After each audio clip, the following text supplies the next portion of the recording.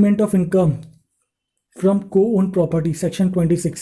अभी ट्रीटमेंट को own property, जहाँ पे एक ही प्रॉपर्टी के ज़्यादा हिस्सेदार हैं, मतलब एक प्रॉपर्टी बहुत सारे लोग के नाम पे है, तो कैसा किया जाएगा, या फिर दो लोग के नाम पे या एक से ज़्यादा लोगों के नाम पे, तो उसको इनकम एसेसेबल कैसा किया जाएगा, इनकम चार्ज कैसा किया जाएगा इनकम फ्रॉम हाउस प्रॉपर्टी में, वो सेक्शन 26 में बताया है। Where property is owned by 2 और more person whose shares are definite and ascertainable, then the income from such property cannot be taxed as the income of AOP. The share income of each such co-owner would be determined in accordance with section 22 to 25 and included in his individual assessment. यानी इसमें यह बताया कि अगर property own किया है एक या दो जन ने, एक या उससे ज़्यादा लोगों ने, जिनके शेयर्स डेफिनेट है, मतलब 10% या 15% या 20% जैसा भी है, जैसा कैपिटल डाला है, then the income from such property cannot be taxed as an AOP association person। जहाँ मैं बोला था कि दो और एक से ज़्यादा लोग मिलके अपना बिजनेस चलाते हैं, एसोसिएशन पर्सन, वो उसमें टैक्स नहीं होगा, ये टैक्स होगा इंडिविजुअल असेसमेंट पे। अभी कैसे होगा वो बताते हैं।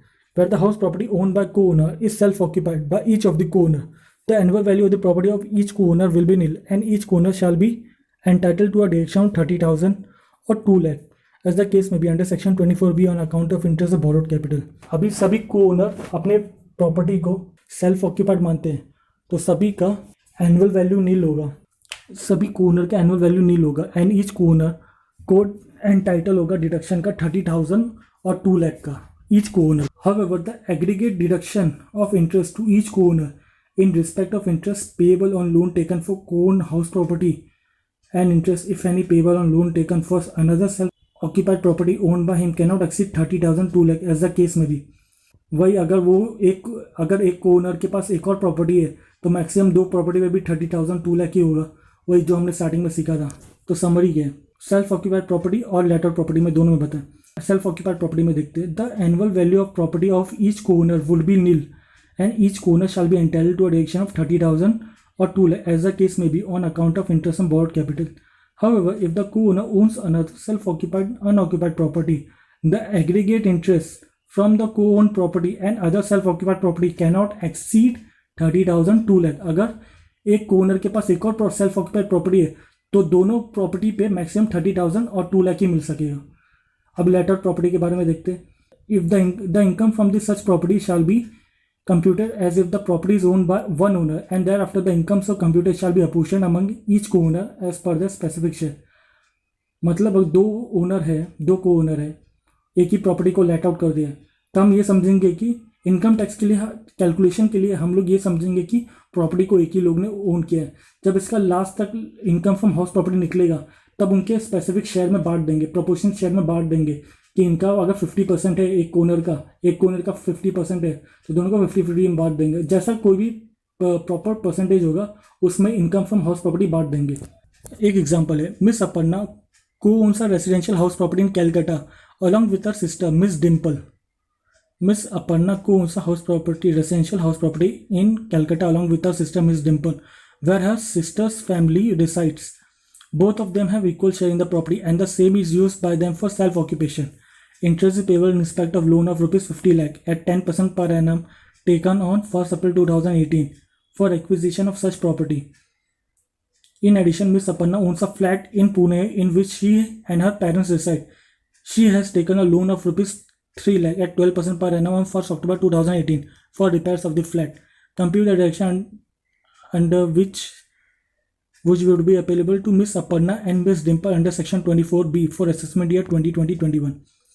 अभी यहाँ पे क्वेश्चन में हमें दिया मिस अपर्णा और मिस डिम्पल एक प्रॉपर्टी को ओन करते हैं कलकत्ता में और दोनों का शेयर इक्वल है, जहाँ पर उन्होंने प्रॉपर्टी को कंस्ट्रक्शन के लिए एक्विजिशन के लिए लोन लिया था 50 lakh eight 10% per annum on 1st अप्रैल 2018। वही मिस अपर्णा ने एक और फ्लैट लिया है पुणे में जहाँ पर वो और उसकी फैमिली रिसाइड करती है, यानी सेल्फ ऑक्यूपाइड है। उसने लोन लिया है 3 लाख का 12% on 1st October 2018 for repair of this flat. तो मिस अपर्णा के पास दो प्रॉपर्टी है और दोनों प्रॉपर्टी सेल्फ ऑक्यूपाइड है, तो मैक्सिमम दो प्रॉपर्टी पे ही एनुअल वैल्यू नील हो सकता है।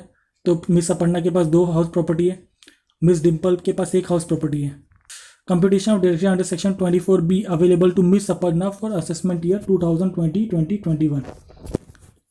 Particular amount interest on loan taken for acquisition of residential house property at Calcutta into loan amount 50 lakh है इंटू 10%, 5 लाख आ गया। मिस अपन्ना शेयर 50% है, तो 50% of 5 lakh is equal to 2,50,000। तो रेसिडेंट मैक्सिमम 2 लाख तक, क्योंकि ये एक्विजिशन के लिए है तो मैक्सिमम 2 लाख ही होगा। और ईच को ओनर को मिलेगा 2 लाख, 30,000 2 लाख हमने पढ़ा अभी, तो 2 लाख मैक्सिमम मिलेगा। Interest on loan taken for repair of flat at Pune, तो 3 लाख इंटू 12%, 36,000। अभी रिपेयर में तो 30,000 रेस्ट्रिक्टेड मैक्सिमम है, तो रेस्ट्रिक्टेड टू 30,000, तो टोटल शेयर हो गया इनका, टोटल इंटरेस्ट हो गया 2,30,000। लेकिन deduction under section 24B is restricted to 2 lakh. Self occupied property में मैक्सिमम 2 लाख सभी कुछ मिला के। अभी computation of deduction under section 24B available to miss Dimple for assessment year 2020-21।